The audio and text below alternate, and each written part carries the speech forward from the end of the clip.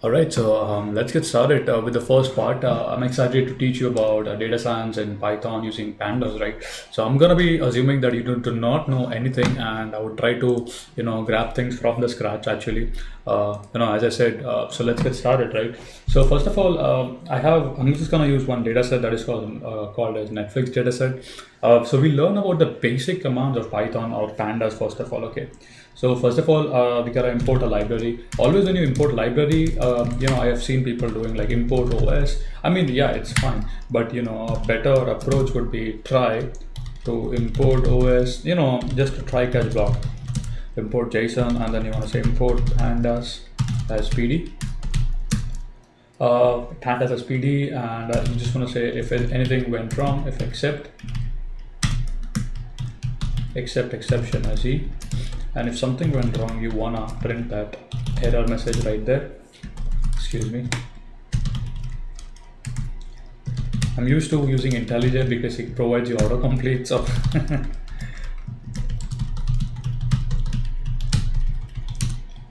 okay, so that's that.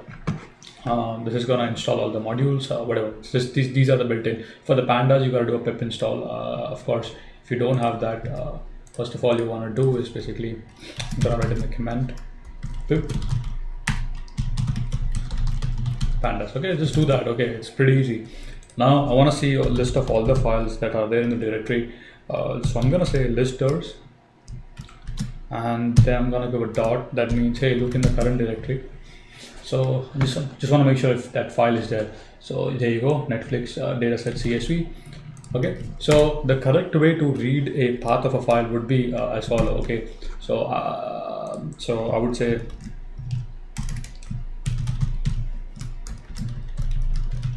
yeah, follow this approach. You would never have problems. Okay. So basically, when you say os.get cwd, that means you're basically grabbing the current directory. Now, all you gotta do is you gotta say the file name, right? So, what was that? Netflix dataset. So let's come here. Netflix dataset CSV. That's the file name. Okay, so that's that. Now what you want to do is the path, right? So the path would be formed as, so do something like this, os dot path dot join. And what do you want to join? So you want to join the current directory, and you want to join the file name. Okay, so that's that. Now if I run the path, you have a complete path. Okay, this is how you should be doing it. Okay, so now you want to read the file, right? How do you read the file in Python? It's very easy, right? So df is equal to pd dot. So you see you have various file options. You can read CSV, Excel, HDF, HTML, JSON, Parquet, Pickle, whatever you want to do, right? Pretty much you have all the options. So now once you say, hey, I want to read a CSV file, it takes a path. And I'll tell you what's wrong with this approach, okay? Okay, I mean, works fine, right? Now you would say, yeah, it's working fine. Saumil, what's wrong with this? My friend, nothing is wrong with this, but the problem is, when you want to load massive data sets, this approach is gonna fail because think about it, a file of 3 GB, it's gonna crash, it's not gonna work because I have personally worked with massive data sets in my company. So I know by the fact that, hey, this is not gonna work. So a better approach to do this is basically,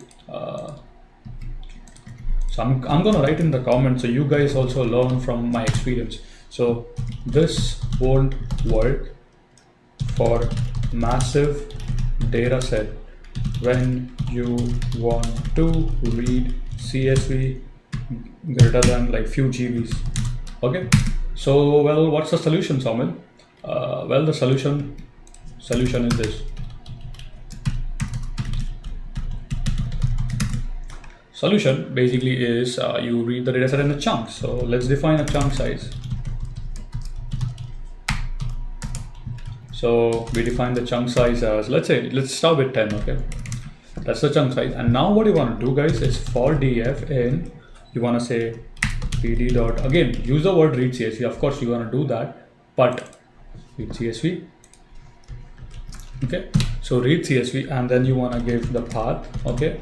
And then you want to give a chunk size which would be chunk size, right? Now what happens here is, see, print. If I just do df, I just want to show you, okay, what's gonna happen here. So 66, so I'm just gonna say dot head, gonna print the first row, and let me just let me add a break, otherwise it's gonna keep doing that. Oops, I think I have a typo there. Okay, so if you see, oops, print, sorry, my bad. So if you see, what happened, guys, is basically it's reading the data sets in chunks. So if you see, of course we were reading that file, but now it's only reading like few rows, not the entire like file. So what I mean by that, just want to show you the shape. So 10 rows by 12, so it's reading 10 rows at a time. Okay, so that means you are efficiently handling the reading of a CSV. So if you want to process something massive, if you want to read that massive file, this is the approach you want to use, right? That's the first tip that I wanted to give you here.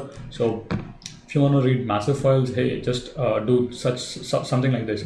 Another better approach, even better than this, is using generator objects. Of course, I mean, see, these all things are coming from my experience. As I said, I've been working during my all the 3 internship. I had an opportunity to work with massive data, right? So what you could do is you could define a class.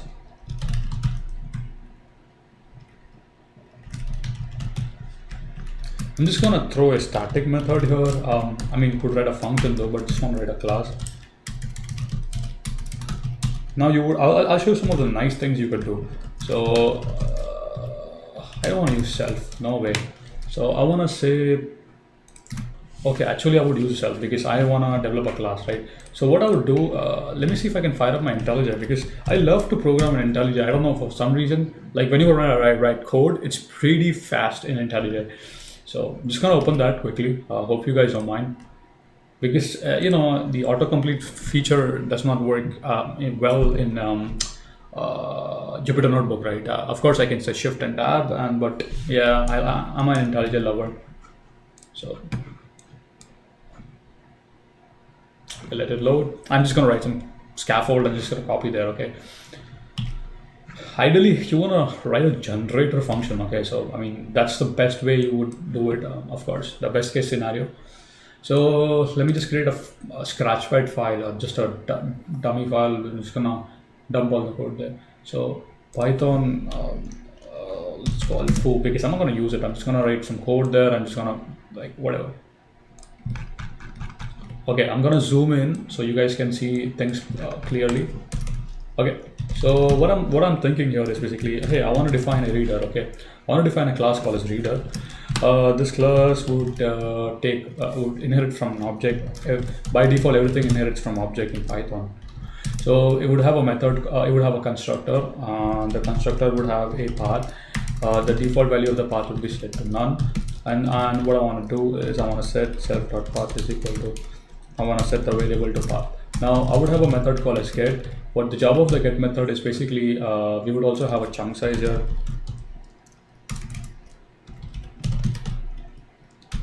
We would set the default to 10. Of course, if you want to override that, feel free to do that. Set the chunk size. Okay, so that's that. What else I want to do is, one more thing I would like to do is basically, now once I have that, I would come here, actually would copy this line of code, and what I want to do is, okay, I want to do read CSV path as, instead of path, I would just say self.path.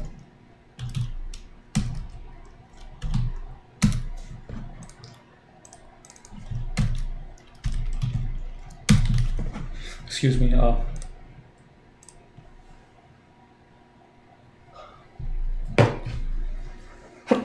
Excuse me. Sorry. So what you want to do is this, right? After that, what you want to do is actually you want to yield. I want to say yield, and I want to return a data frame. So let's see if this works, right? That's that method that I just developed here. So wait, why?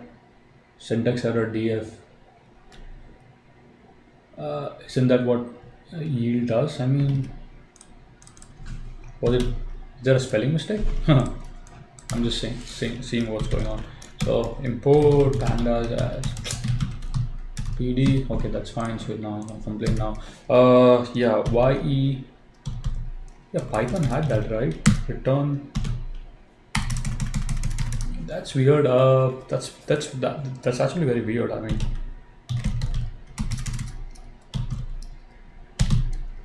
ELDF.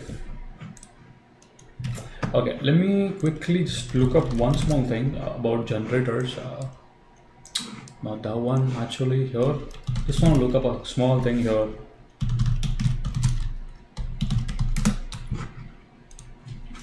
Just want to look up the wiki quickly.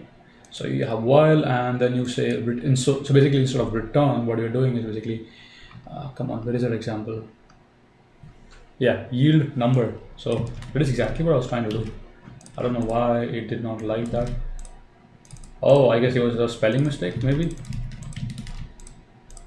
Yeah, I'm bad at spelling, guys. That's one thing, you know. I'm pretty bad at spellings. Oh boy, that's crazy. Okay, so that's that. Okay, so works fine. Okay, now I'll just gonna create an instance there. Instance of a class. We create a class for reader. Okay, it's gonna supply a path there, and I don't want to override the default chunk size, so it's gonna just gonna leave it to default for x. Now what? See how it works. Instance. So you have an instance, right? You're gonna call a get method on that. So you call a get method. It's gonna give you a generator object. You see what's going on? So now if you wanna grab the data, what you gotta do is you gotta have an iterator. So you can run it inside on next if you want. I just want to show you. Okay, so works fine. Just want to show you shape. Okay, but how do you if you so this is like a memory efficient way of doing things. So what you're gonna do is here you know. You want to say for df in this print df dot shape. So if you keep doing this, you know it's gonna read the entire file so it's a generator, so it would make sure that it would not read the entire file. I mean, you know what I'm saying, right? So just an efficient way of doing it, just an object oriented way, you know, a better way to do things, right? So that's that. Now let me tell you one more thing here that you know I have learned is basically what you have is here is you have these mini chunks of your data, right? Like what I mean by that is basically if you run this one, I want to just show you what's going on. So the length is 6,234, right? Like that's the length, right? Now we are reading in chunks, right? Like you know, like block by block, block by block, block by block. Now say for some reason, right? Like for some reason, what you want to do is let me just okay. So if you want to like combine all of that into one blob, I mean into one object. So for example, if you have like df1, df2, I'm just showing you df3. So if you have all of these, right, like dot, right? So if you want to merge into a single data frame, just for some reason, if you want to do that, you would say, hey, how do I make a one data frame right out of this? So yeah, of course you can do that, right? Now the way to do that is to combine it into one data frame. I'm gonna create an array for x in first of all, I'm gonna run this. So what you want to do is you want to say for x in instance dot get. It's a generator object, remember. What you want to do is array dot append x. So you're basically this would have like a data frame. I'm just gonna write in the comment. What the? Okay. Wait, the tab does not work in Jupyter Notebook. That's so weird. So this is an array of data frame. Okay, so that's an array of data frames, right? So as I said, so do that. Okay, so it's gonna run that. So it's gonna basically iterate over chunk by chunk. That is 10 rows at a time. And if you want to see that, actually, you know, I just want to say array. So 624. Now you would ask, hey, Sawmill, but original was 6,234 rows. Now how do I have just 624? Guys, because you are reading it in chunks. So if you multiply that by 10, remember 10 at a time. So that becomes what? That becomes 6234, right? So there's a hopefully the math makes sense. So now you want to combine that, right? So the way to do that is very easy. So just create a data frame pd dot, you have to say pd dot, and you want to say concat. concat, right? And you just want to say the array, right? Array access is equal to 1. So by just doing that, if I run the shape on this, you're back to your original data frame. df. Just want to show you that. So you can see that, right? So of course it works fine, great, absolutely perfect. Okay. So now what I would do, let me just actually clean the code. Actually, you know what? This one you could do it in a one array. A better way to do this is actually a list comprehension. So why don't we do just everything in like one array? A better way, right? Just so what you want to do, just I'm showing you the best one line codes, right? So you want to do that, and what do you want to do? Hey, you want to append that array. Simple, right? That's it. That's all. So you don't have to write this for loop. So now if I run this, it has to work the same way. I mean, what we did. So it's now reading those chunks. I put in the length. If you can see, it's working fine, right? Now again, you can combine that. Excuse me, run the df.shape. So see, so you have the original data frame back. So yeah, that should make sense, right? Right. So this should make sense. We have a generator object. Do that. So that's that. Now let me also teach you some ways of removing null and none values. So now in the next part, that is a part 2, we are going to learn about removing this null values and data cleaning, right? Okay. So yeah, let's tackle the what do you call that, data cleaning stuff, like how to handle missing values, none values, and all of that, right? So I have a very good data set that's gonna show you what's the problem, right, with these kind of stuff. So if you see this, if you want to see like how many null values are there, df.na, you do that, and then you just run the sum method on that. So you do this, you're just gonna tell you it's 1. Okay, but if you see, there are like, this is none, this is none, this is also technically none, like, but it was not able to detect that. It was only able to detect one of that. So okay, Saumil, you taught me that. Now how do I get rid of that? Like, how do I detect these values? Well, it's very easy. All you gotta do is just create an array for missing values, and here you would define your custom NA values. So you would say n/a, or you wanna say or n/a, or you want to say np.nan, right? And you also want to detect 0, right? You said 0 is a non value, so you can do that. And all you gotta do here is you just gotta say I guess let me just recollect the syntax quickly. Was it NA value? Yeah, I remember that. So all you gotta say is NA_values, and then you gotta say give that array. So now if you run that, check this out, automatically it detected that there are 3 none values, 1, 2, 3. It detected all of that, and it also, like 0 was there, like a none value. So it did all the job for you. So yeah, so this way you can do that. So you could specify NA values, and you could give it an array. So if you want to see more, you can read the documentation. Oh yeah, NA_values. If I can, I have to scroll all the way to the bottom to read that definition. Yeah, but yeah, you can come down and of course read more about it. But that's how it takes an array, and basically, you could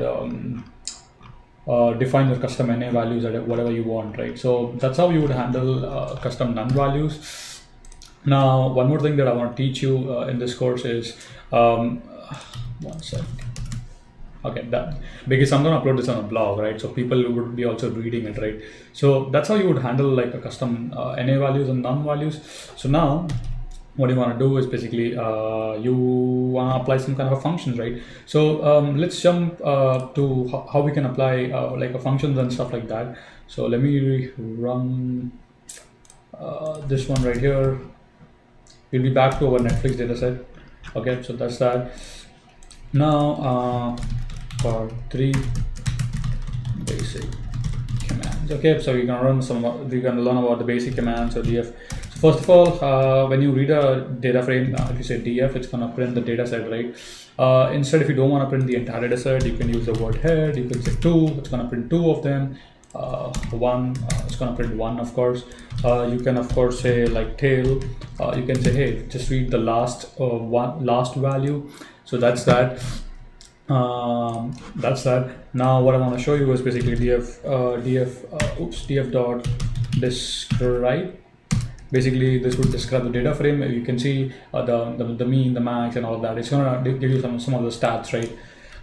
Well, you can also use the command info to grab the information from the data frame. So info will tell you what type of data. It's like int64, this is object, int64. So it tells you about the data types and stuff like that. It's non-null, non-null, non-null. It tell you if there are null, nulls, whatever. Actually, that's that. Now let's learn how to, so you can run the command isNA, right? So what isNA does is basically it gives you a boolean, and you gotta run an aggregation. So you gotta say sum. So that's gonna give you like how many none values are there in a data frame. So right, so that's that. So df.isNA. Another command I want to show you is df.shape. Df.shape. That's how you would grab the shape. I mean the rows and the columns if you want to see that. Yeah, it gives you a tuple, right? So that's that. And then let me see what if I'm missing something else. I don't want to miss anything in the tutorials. So that's that. Okay, df.shape. Now what I want to teach you is how to apply some kind of a function on how to apply some kind of a function. So df, just gonna use a head here. Oops.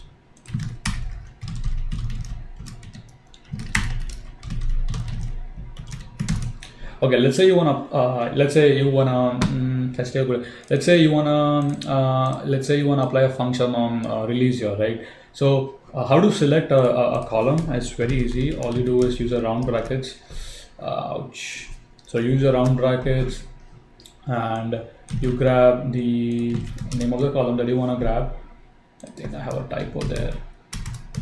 So you grab that, it's gonna grab that. If you want to convert it into a list, you can just say to list. It's gonna convert it into an array, right? That's that. Now, of course, I'm gonna teach you how to apply a function there. That's that. Now, what you want to do is basically, yeah. So that's how you would convert into a list, an array. Let's remove all the rows. Let's remove all the movies which is in the 2013. So I want to remove all the rows which has the year 2013 from it. So a couple of ways to do that. Let's see a very bare mode minimum, like the easiest way to do that. So you want to process that, right? So how do you process it? So you want to define a function, right? So what you want to do is you want to define cleanup. So since you want to now remove all movies, basically remove all movies.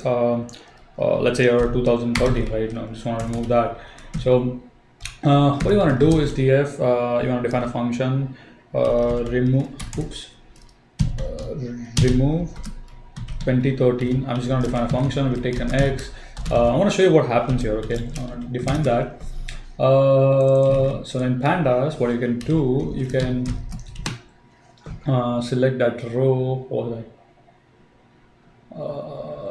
that release here, right? So release here. There are a couple of ways. I mean, I'm just going to show you the easy the way that I'm doing. So df.release here dot apply. That's autocomplete should work.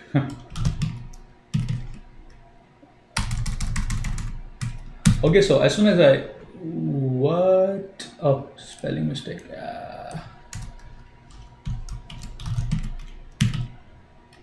Okay, so as soon as I do that, you can see it's calling this function, and it's basically printing the value. Now it's very easy. What do you want to do? So what you have to do in order to remove all the rows that has what do you call that? Basically remove all the rows where the year is 2013. So you just check. Hey, check if x is equal to 2013, or if x is equal to 2013. I call this like a boolean method. I use this a lot. Just use flags. So that's the function. Now what you want to do is, right, you just want to run this. Like, it's very easy. So you want to basically say df.1 is equal to df. You want to run this on what? Release here. Okay, so really release here. So you want to run that, then you want to apply a function on that. The function name is remove 2013. Yeah, pretty much. And then what you want to do is you want to basically flag. So I'm going to create a new column called as flag and see what happens. Okay, run that, works. df1. So now let me just show you what happened. df1, let me just do head, otherwise it's going to print the entire. So if you see, now we have a flag. Hold on, yeah, I gotta take care of. Okay, let's see if it's giving a none. Yeah, why is it giving none? Let me just check that. So if x is equal to 2013 or x is equal to 2013, return true, else return false. I mean, it should return boolean, so why is it not returning boolean? We have applied 2013, df head. Let's see. Oh, you know what? I mean, there's an easier way to do that actually. What you could do is just say like, hey, sorry about that. You can apply a function though, but of course, what you could do is an easiest way would be, let me show you one. Very easy. So what you want to do is say df2. Just want to show you that. So df. So you want to do this. I'm going to show you the. It's very easy. Copy that, the column name. So now what you're saying is, hey, give me the data. Oops. Give me this where is equal to. Let's see if this works. So df2. Do a shape on there. So here you can see, I mean, you can use that, but I just wanted to teach you how to apply a function though. So that's the reason I was doing that, right? So yeah, you can just specify a command, like you can select a column. I'm selecting this release year. I'm saying, hey, give me the year where it's 2013. So it returns that. But what I want to teach you is how to apply a function and do that for some reason. It should work. I mean, let me just see. I must have done something crazy. Let me just add a comment here.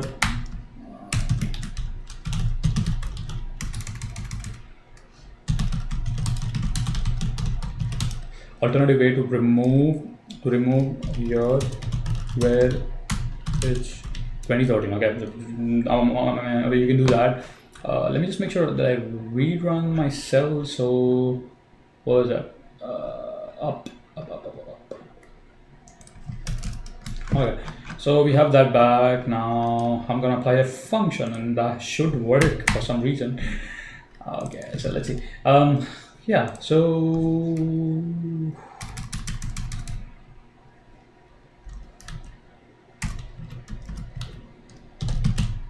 flag df.release here .apply looks good to me. I mean, there's no reason it should not work.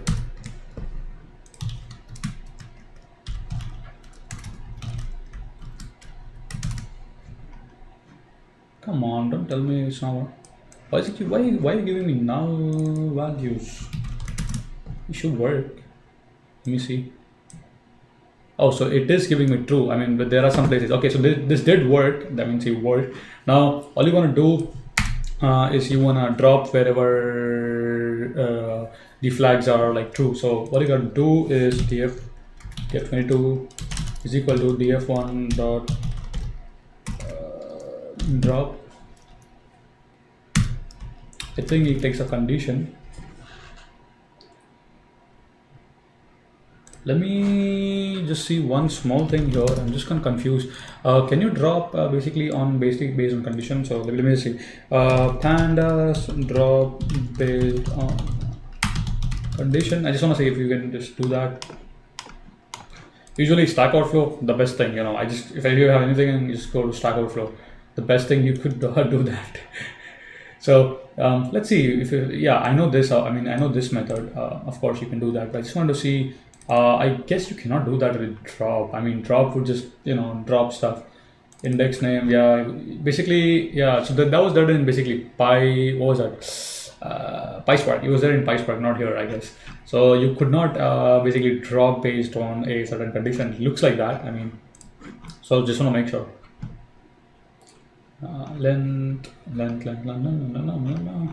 Yeah, I don't think so. Yeah, let it be. So yeah, so now what you're gonna do is basically, hey, you wanna grab that, right? So just say df1, give me the, so basically give me all the records df1. So the reason I was doing this method is basically I want to just teach you how to apply a function, because remember, sometimes you want to apply a very complicated logic in the function, right? Those things you won't be able to do it in a one line sometimes. I mean, you see what I'm saying? That's the reason I'm like showing you this way.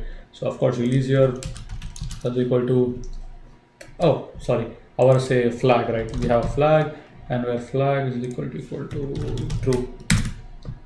So that's done. df2.shape, and here you go. Like both method works fine, right? This is basically applying a flag, and then you would filter out based on the flag. So that also works, right? So I'm just gonna write both the commands. Alternatively, you can do this. Now let me write this. Why we did this? The reason we did this is sometimes you want to apply complicated business logic. So in those cases you would have to use a function. I mean, you have to apply a function, and then based on that based on the function, you can filter out the way I did, right? Yeah, both works. It's fine. I mean, both things work, right? So yeah, it's pretty basic. As you said, just like basic stuff, right? That's that. Now I just wanna like so let me see if I'm missing something here. Okay, we went over reading files, we went over data cleaning a little bit, we went over some basic command, how to select a column, how to select how to filter out stuff, how to apply a function. Now I guess I just want to show you how to iterate over this data. So yeah, you want to iterate over this. Let's say for some reason you want to iterate over all the rows, right? So how to iterate over the rows, right? So pretty easy. So for items in df dot, it says there's a command called iter rows, iter items and iter rows. Whatever you want, like iter rows, let's use that.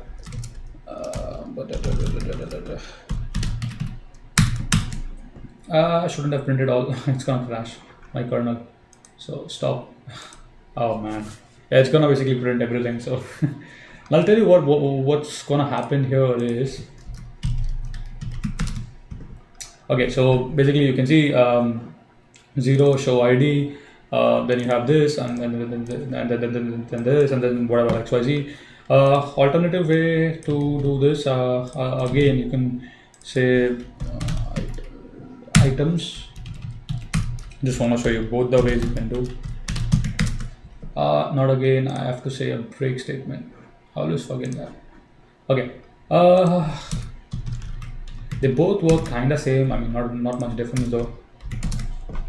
So yeah, so this is how it works. A better way to so if you want to grab, you would say like .0, .1 and all of that, right? You know what I do usually? This is what I do. I'll tell you my methods. So I basically, so you have this data frame, right? So what I do is what I would do, I would actually convert this into a dictionary. So 2 underscore was that records.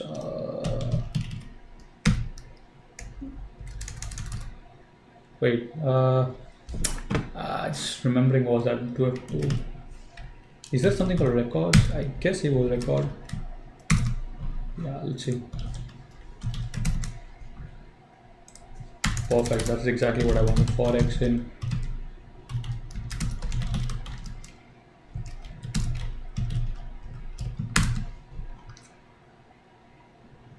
Yeah, so basically if you see this, right, so now it has index this, so you have all the values, right? Now what I would do here is, if you just want to grab, so for the columns, so I'm just going to teach you my method, okay? So when you columns, sorry, so when you say columns, it's going to give you all the name of the columns. You can see that. Want to convert that into a list. do that. These are my methods how I do like stuff. Okay, so yeah, you get a list. What I would do essentially, I would just serialize this. So I would just say a throwaway operator is equal to, I would say, dig, serialize this into a dictionary. Let's print that.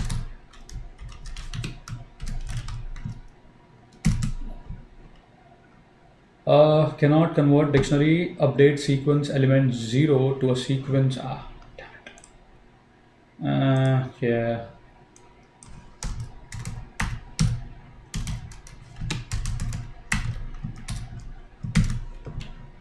Wait, was that record or was that? I just wanna recollect that quickly. Hold on, give me one sec, okay? I know what it was. It was there in my ML Netflix maybe. Let's see here. Yeah, it was just a command df.to records, and it was something. Yeah, I forgot. I mean, there is a lot of. I mean, I can't remember everything, so it was there here when I was doing some ML stuff, but.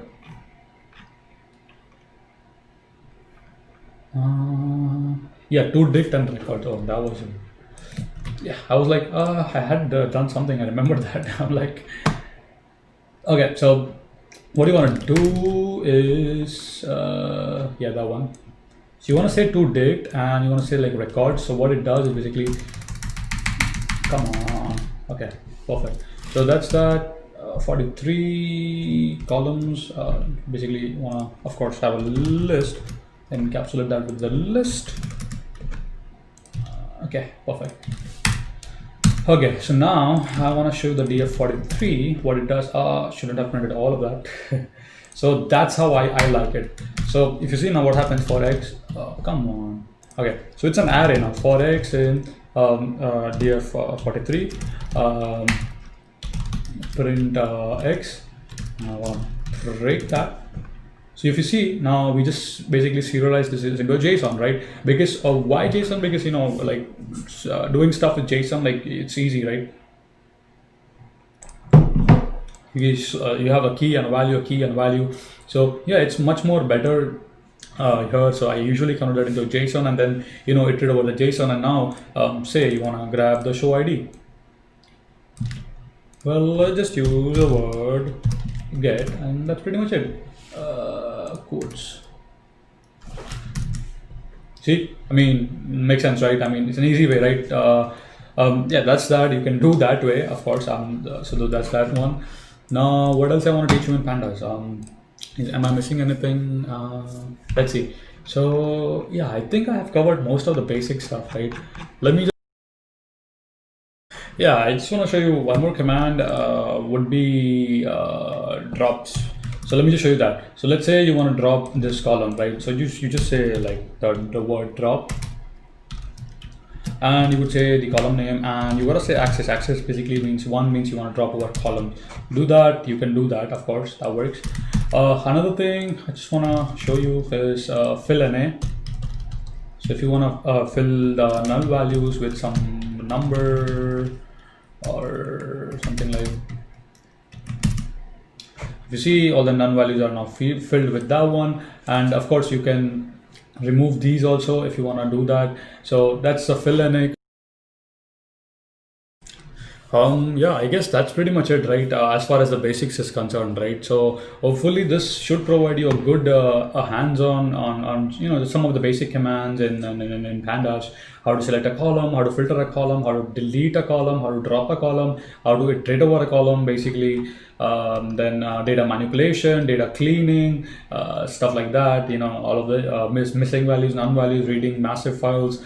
CSV, JSON, whatever you want to do. So I think it's a good start, right? It should be a really good start. And if you want to dive really deep inside, you can, of course, go to Google and read more commands. So yeah, if you guys have any more questions or something, let me know by doing that in the comments. And I think this should serve as a very starting base point for anyone who does not know anything about pandas, right? How to select a column, how to apply some function and stuff like that, right? With this knowledge, what you should do is basically you should do some projects, go to GitHub and take some download some kind of a library or what I'm saying, like CSV file, and do some data cleaning or data processing on that. So for example, you come to my profile, repository 174. Wow. So data, yeah, I have a lot of stuff. Just come and search here, right? Like yeah, like data analysis of SMS, TED Talks. Just, yeah, try them out, do it by yourself and see if you can apply these pandas commands and see if you can do that, right? So that's pretty much it. One more thing I just wanted to say, that is not here actually on the top, but is that there is a, so when you read this file in chunks, right, if you want to process these files, if you see what I was doing is, hey, you're iterating over each file, putting that into an array, and then you're concatenating it. Say you want to process these, right? So if you process these, you're gonna process one chunk at a time, right? Other chunks are sitting. What you could do is you could leverage the use of threads. You can launch like threads in parallel, and then when the data is done, you could put the data back into a queue, and then you can just get the data from the queue, poll the queue, and then just do a concat on the queue. That is also something you can do, like for parallel processing. Yeah, that's it for this video. Hope you guys have enjoyed it. If so, do give a like. If you have any more questions, kindly list your question in the comments. As usual, keep smiling, keep coding, stay happy, and see you guys in the next.